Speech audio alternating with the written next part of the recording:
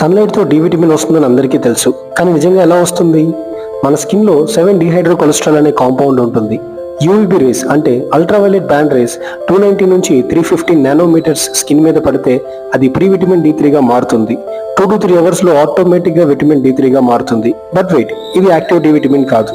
ముందు లివర్ లో క్యాల్సిటియోల్, తర్వాత కిడ్నీలో క్యాల్సిట్రియోల్ గా మారుతుంది.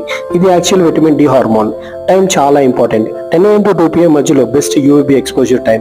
ఫెయిర్ స్కిన్ ఉన్న వాళ్ళు 10 to 15 మినిట్స్, బ్రౌన్ స్కిన్ ఉన్న వాళ్ళు 20 మినిట్స్, డార్క్ స్కిన్ ఉన్న వాళ్ళు 25 to 30 మినిట్స్ ఎండలో ఉంటే సరిపోతుంది.